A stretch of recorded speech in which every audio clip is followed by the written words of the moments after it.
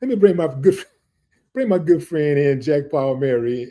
Jack, come on, man, help us explain this, man. Like, what the hell is going on here, bro? Like, we got a governor who comes out immediately during a murder investigation and says we see no foul play. Uh, some people thought that that was suspicious, but it turns out that the governor is actually friends with one of the persons who is suspected of being involved, parents. What does a personal connection, or when does a personal connection become a legal conflict, in your opinion? Right here, right now, we have all the makings of a cover up.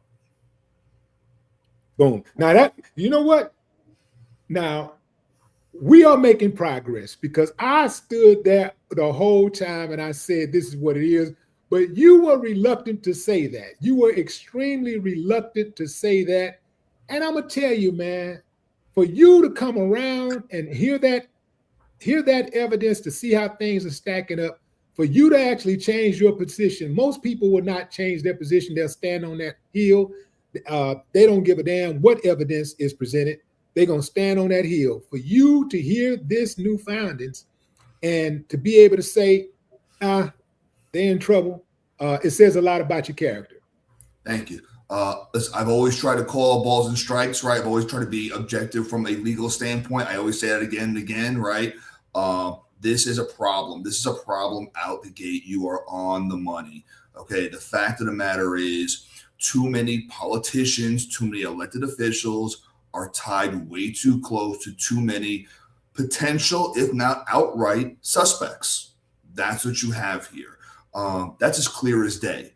Now, what that means, people are going to have different opinions, but the conflict is glaring. This is problematic on a lot of levels for the state, for the county, for these individuals. And the longer they stay voluntarily tied to this investigation, the worse it is for them, because they are held to a greater public scrutiny. They are held to higher burdens that we can really dive into their pasts. They're not doing anybody any favors by staying attached to this case now. Phone records, text messages between the governor and the Bart Edmondson Sr. Or his wife. Could those records be subpoenaed now? Yes. How about emails? How about donations? How about attendance at events? How about what do you do in your personal life? We don't need to know the details day to day, but how deep does the personal relationship go? How long has it been there?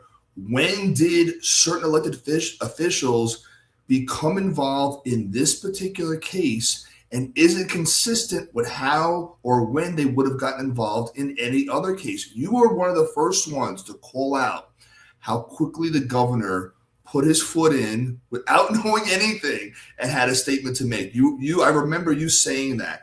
And now that is coming back to haunt him big time. And it should. This is my thing. Jack. If nobody interfered, why should transparency be a problem? Like, and why on earth would the governor, who said he hadn't even seen the case, he said he wasn't even following the case, he knows little or nothing about it, but he don't suspect foul play. Come on, man. Come on. Transparency should never be an issue. We shouldn't have to have it come to this level of public inquiry to have transparency. That is why the government has issues with their connection to the public, because of this lack of transparency. And then you have these connections. There's an adage that says the cover up is always worse than the crime. And look at what they're doing here. We are pretty much setting up the basis that, are these elected officials, are they in some way acting unethically, meaning like by their obligations in their public office or criminally. And if they are, everything they're doing subsequent is making it that much worse. They should have come clean out the gate, said, as an attorney, if I'm in court and I have a specific relation to a judge, to a prosecutor, one of the first things I'm supposed to do is disclose that. And if anyone has an issue with it, they're allowed to raise it and say, Mr. Palmieri should not be on this case because of this conflict, because he golfs with this judge every Saturday. And by the way, he owes the judge $20.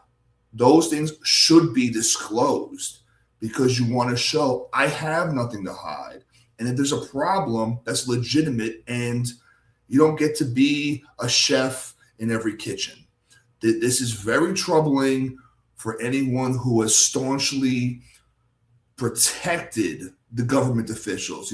I've been very critical on all sides. I said I didn't know enough, and as things develop, I'm very open to changing my position on things. This is a problem. This is why defense attorneys like me exist, because of politicians and elected officials like those. They need people like you, Willie, like me, to constantly attack them and break the system down from the inside out. What should Nolan Wells' parents be demanding right now? I think at this point, I know we've differed a little bit on this. This might be a good basis now to call in the FBI, because you need someone to take over the investigation. It can't just be you, right? It can't be independent investigators. Right. Because Mississippi itself is so scrutinized, I don't even know I'd want a sister county to do it. I've talked elsewhere that there's 3 prongs the FBI could come in and take this over.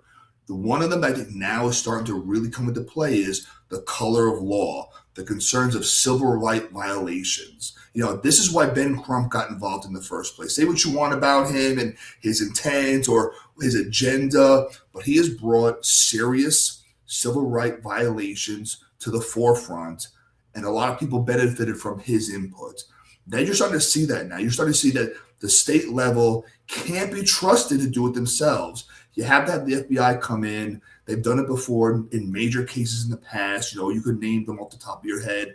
But now's the time to take it from them because they're not giving it up and they need to. If you discovered one phone call between somebody that is politically connected and somebody that is investigating this case, what's your next move? Now I want all the records. I want the records of that person. I follow the trail. If I have 2 people in a conversation, I want to know who those 2 people were talking to, independent of that. I want to trace it all the way back, not just to the beginning of this case, July 4th, but to before that. How deep do the ties go? We're talking, the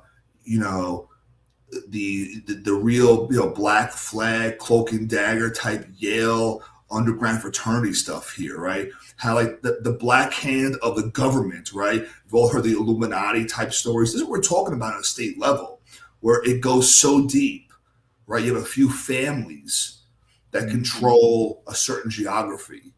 Start to look that way here, right? You bring in all the emails, all the public records. I want to see financials. I want to see where their ties are. Do they go to the same golf club together? The same car dealership? Has anyone had any really big contributions made to them or gifts that maybe weren't disclosed? Anyone getting free trips on a flight? Anyone getting a lot of free meals?